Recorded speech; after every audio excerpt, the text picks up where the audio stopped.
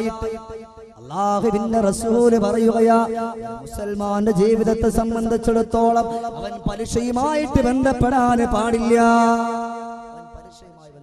അല്ലാഹുവിന്റെ റസൂൽ പറയുകയാ, എന്റെ ശബ്ദം ശ്രവിക്കുന്ന മുഗരാല് പുത്തൂരുകാരോട്, എന്റെ പ്രിയമുള്ളവരെ, സ്നേഹത്തിന്റെ വിനയത്തിന്റെ ഭാഷയിൽ ശമീർദാരി പറയുകയാ, ഒരിക്കലും പലിശയുമായിട്ട് ബന്ധപ്പെട്ട ഒരു ജീവിതം നമ്മൾ ഉണ്ടാക്കിയെടുക്കല്ലേ. രാജ്യത്താണെന്ന് പലിശയ്ക്കുന്ന കാശെടുക്ക, ഏറ്റവും നല്ലതുപോലെ കഴിയുക. ഗൾഫ് രാജ്യത്ത് നിൽക്കുന്ന എന്റെ പ്രിയപ്പെട്ട ഉപ്പ, നിന്റെ മക്കളുടെ ഉദരത്തിലേക്ക് അവിടെ നിന്ന് പലിശന്റെ കാശെടുത്തുകൊണ്ട് അയച്ചു കൊടുക്കല്ലേ. അത് ഹറാമിയത്തിന്റെ മുതലാ. ഏറ്റവും കൂടുതൽ നല്ലതുപോലെ പലിശന്റെ കാശെടുക്കാൻ നമ്മുടെ ഇവിടത്തേക്കാളും സുലഭം ഗൾഫ് രാജ്യം. അവിടെ നിന്ന് കാശെടുത്തിട്ട് ഇവിടെ നിന്ന് മക്കളുടെ സ്കൂളിന്റെ കാര്യം പറയുമ്പോൾ, ഭാര്യ വസ്ത്രത്തിന്റെ കാര്യം പറയുമ്പോൾ, അവിടെ നമ്മൾ ഒരിക്കലും നമ്മുടെ ജീവന് അല്ലാഹു തആല നല്ലൊരു ആഫിയത്ത് ഇട്ടേക്കുന്നിടത്തോളം കാലം എന്റെ ശബ്ദം ശ്രവിക്കുന്ന ഓരോരുത്തരും മനസ്സിലായിക്കോ, പലിശയുമായിട്ട് ബന്ധപ്പെട്ട ഒരു ഇടപാടും നമുക്ക് വേണ്ട. പലിശയുമായിട്ട് ബന്ധപ്പെട്ട ഒരു ഇടപാടും നമുക്ക് വേണ്ട. അല്ലാഹു പറഞ്ഞല്ലോ, അല്ലാഹ് എന്താ പറഞ്ഞത്? ഖുലൂ മിൻ ത്വയ്യിബാതി, ഞാൻ നല്ല ശുദ്ധമായതൊക്കെ ഞാൻ നിങ്ങൾക്ക് നൽകിയിട്ടുണ്ട്, അതിൽ നിന്ന് നിങ്ങളൊക്കെ ഭക്ഷിക്കുക. അല്ലാഹു തആല പറയാ, അയ്യുഹല്ലദീന ആമനൂ ഖൂ അൻഫുസകും വഅഹ്ലീകും നാറാ വഖൂദുഹൻ നാസു വൽ ഹിജാറാ ഖൂ അൻഫുസകും, സ്വന്തമായി നിങ്ങൾ ഒരിക്കലും ഹറാമിലേക്ക് പോകരുത്. പിന്നെ മാത്രമല്ല വഅഹ്ലീകും, നിങ്ങളുടെ ഭാര്യ, നിങ്ങളുടെ മക്കൾ, ആർക്കൊക്കെ നിങ്ങൾ ചിലവിന് കൊടുക്കുന്നോ അവരെ മുഴുവനും നിങ്ങൾ സൂക്ഷിക്കണം. എന്തിൽ നിന്നാ? അന്നാറാ, നരകത്തിന്റെ പടുകുഴിയിൽ നിന്ന്. പടുകുടിയിൽ നിന്ന്. ശ്രദ്ധിച്ചോ പ്രിയപ്പെട്ടവരെ, അധികമാരെ നിർത്തിയൂല. കൃത്യം 2 മണിക്കൂറിനുള്ളിൽ ഇൻഷാ അല്ലാഹ് എന്റെ വാദം ഞാൻ അവസാനിപ്പിക്കും. അതുകൊണ്ട് ശ്രദ്ധിച്ചു കേട്ടോ.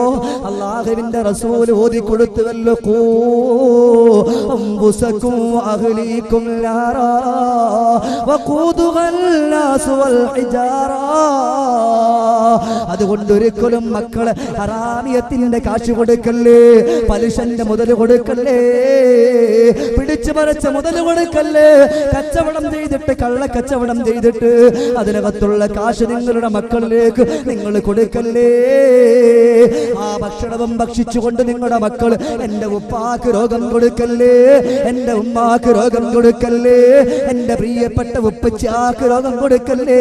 എന്റെ പ്രിയപ്പെട്ട മക്കൾ, എന്റെ പ്രിയപ്പെട്ടവരെ പൊട്ടിക്കരിഞ്ഞുകൊണ്ട് ദുആ ചെയ്താൽ 1 ദിവസമല്ല, 2 ദിവസമല്ല, 3 ദിവസമല്ല, ആയിരക്കണക്കാന ദിവസങ്ങൾ അവർ പൊട്ടിക്കരഞ്ഞുകൊണ്ട് ദുആ ചെയ്താൽ, ഓ പുന്നാര മക്കളുടെ ദുആ അല്ലാഹു സ്വീകരിക്കില്ല.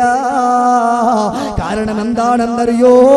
നീ കൊണ്ട് കൊടുത്തിട്ടുള്ള, ഗൾഫ് രാജ്യത്തിൽ അയച്ചു കൊടുത്തിട്ടുള്ള പലിശന്റെ മുതല് നിന്റെ മക്കളുടെ ഉദരത്തിലൂടെ കടന്നു പോകുമ്പോ അത് അല്ലാഹ് ഇഷ്ടമല്ല, അത് റബ്ബിന് ഇഷ്ടമല്ല. ആ രക്തവും വെച്ചുകൊണ്ട് മക്കൾ ദുആ ചെയ്താ എങ്ങനോ പ്രിയപ്പെട്ടവരെ, പ്രിയപ്പെട്ട കബറിൽ കിടക്കുന്ന ഉപ്പച്ചിക്ക് വേണ്ടി ദുആ ചെയ്യുമ്പോ, കബറിൽ കിടക്കുന്ന ഉമ്മച്ചിക്ക് വേണ്ടി ദുആ ചെയ്യുമ്പോ, ഓ മക്കളുടെ ദുആ അല്ലാഹു സ്വീകരിക്കില്ല. ഹറാമിയത്തിന്റെ മുതലും മക്കൾക്ക് കൊടുത്തിട്ട് പിന്നീട് അല്ലാഹ് എന്റെ മക്കളോട് വിളിച്ചാറേ, മോനെ ഉപ്പച്ചിക്ക് വേണ്ടി നല്ലപോലെ ദുആ ചെയ്യണം, ഉമ്മച്ചിക്ക് വേണ്ടി നല്ലപോലെ ദുആ ചെയ്യണം. എങ്ങനെ അല്ലാഹു തആല ഇത് സ്വീകരിക്കും? കാരണം മക്കളുടെ ഉദരത്തിൽ ഹറാമിയത്തിന്റെ മുതലാണ്. നിങ്ങൾ ഇങ്ങനെ കൊടുത്തുവെന്നല്ല, കൊടുക്കാൻ പാടില്ല. അറിയാതെ ചെയ്തിട്ടുണ്ടെങ്കിൽ പശ്ചാത്തപിക്കണം, റബ്ബിനോട് പശ്ചാത്തപിച്ച് മടങ്ങണം. എന്റെ പ്രിയപ്പെട്ടവരെന്ന് മനസ്സിലാക്കണം. സയ്യിദുനാ അബൂ ദുജാന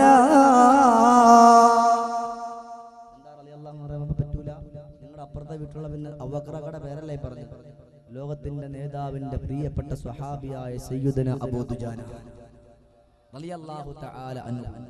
പാവപ്പെട്ടവരാണ്, നമ്മളെ പോലെ സാധു മനുഷ്യനാ. അന്ന് ജോലിക്ക് പോയാൽ അന്ന് കിട്ടുന്ന കാശ് കൊണ്ടാണ് മക്കളുടെ ഉപജീവനം നടത്തുക. ഒരു ദിവസം നബി തങ്ങൾ നോക്കുമ്പോ നമസ്കാരം എഴുന്നേറ്റ് ഓടാൻ. ഒരു ദിവസം അള്ളാഹുവിന്റെ റസൂൽ സല്ലല്ലാഹു അലൈഹി വസല്ലമ തങ്ങൾ സ്വഹാബാക്കളോട് പറഞ്ഞു, സ്വഹാബത്തെ, ഇന്ന് അബൂ ദുജാന ഇവിടെ എഴുന്നേറ്റ് ഓടുകയാണെങ്കിൽ അബൂ ദുജാനെ നിങ്ങൾ പിടിച്ചെന്റെ മുമ്പിൽ കൊണ്ടുവരണം. സ്വഹാബാക്കൾ വിളിച്ചു ചെന്നു. അബൂ ദുജാന റളിയല്ലാഹു തആല അൻഹു നമസ്കാരം കഴിഞ്ഞിട്ട് അവിടെ നിന്ന് പതുക്കെ എഴുന്നേറ്റു. നമസ്കാരം കഴിഞ്ഞ് പതുക്കെ എഴുന്നേറ്റു. ആ എഴുന്നേറ്റ സമയത്ത് സ്വഹാബാക്കൾ ഒളിച്ചിരുന്ന് പൂട്ടിട്ട് ഒറ്റ പിടിയാ പിടിച്ച് അള്ളാഹുവിന്റെ ഹബീബിന്റെ മുമ്പിൽ കൊണ്ടുവന്നു. നബി തങ്ങൾ ചോദിച്ചു, അബൂ ദുജാന, നിനക്ക് നിന്റെ റബ്ബിനോടൊന്നും ചോദിക്കാൻ?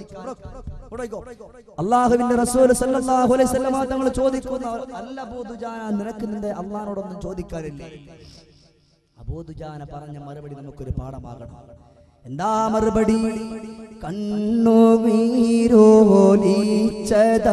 പറഞ്ഞതാണ് നബിയെ ഏറ്റവും കൃപ തൂകിയ ആ പൂനിലാവേ,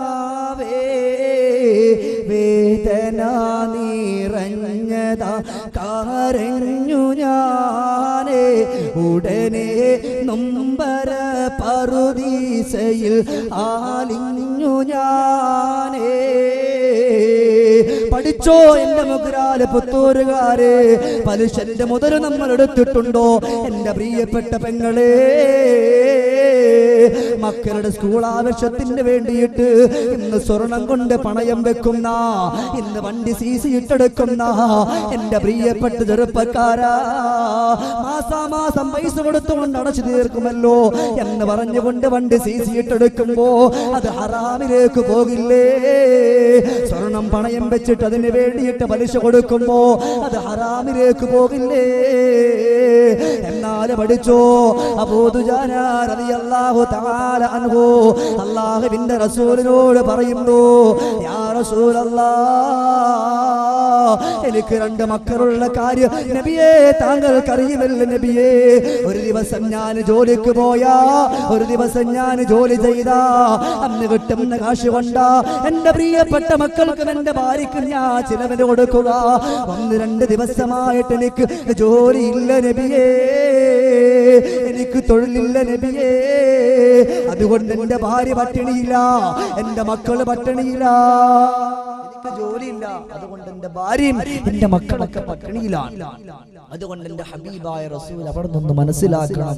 മാത്രമല്ല, അപ്പുറത്ത് യഹൂദിയായ ഒരു മനുഷ്യന്റെ വീട്ടിന്റെ അകത്തേക്കുന്ന ഈത്തപ്പന മരത്തിൽ നിന്നും വീഴുന്ന ഈത്തപ്പഴം എന്റെ വീട്ടിലേക്ക് അങ്ങ് തെറിച്ച് വീഴും നബിയേ. രാത്രി കാലത്ത് പട്ടിണി കിടന്നിരുന്ന ഞാൻ എന്റെ പ്രിയപ്പെട്ട ഭാര്യയോട് പറഞ്ഞിട്ടുണ്ട്, പെണ്ണേ, മക്കൾ ആഹാരത്തിന് വേണ്ടിയിട്ട് കരയുമ്പോ, ഭക്ഷണത്തിന് വേണ്ടിയിട്ട് പൊട്ടിക്കരയുമ്പോ എന്റെ പ്രിയപ്പെട്ടവള് അടുപ്പത്ത് മൺകരത്തിൽ വെള്ളം അങ്ങോട്ട് നിറച്ചിട്ട് അതിന് തീ കൊടുത്തിക്കോ. അതിന് തീ കൊടുത്തുമ്പോ നമ്മുടെ മക്കള് വിചാരിക്കുമല്ല, എന്റെ പ്രിയപ്പെട്ട ഉമ്മ നമുക്ക് ആഹാരം പാചകം ചെയ്യുകയാണല്ലോ എന്ന് പറഞ്ഞുകൊണ്ട് എന്റെ മക്കള് പല ദിവസവും ഇരിക്കാറുണ്ട്. ഇങ്ങനെ കാത്തുകാത്തിരുന്നിട്ട് അറിയാതെ ഉറങ്ങിപ്പോകുന്ന പതിവാണ് നബിയേ. ഇനിയും ഞാൻ ഇവിടെ ഇരുന്ന് പോയാ, ഇനിയും ഞാൻ ഇവിടെ നിന്ന് പോയാ എന്റെ പ്രിയപ്പെട്ട വിശന്നുകൊണ്ട് ഉറങ്ങിപ്പോയ എന്റെ പുന്നാര മക്കൾ ഇഴഞ്ഞിഴഞ്ഞ് വീട്ടിന്റെ വെളിയിലേക്ക് ഇറങ്ങും നബിയേ.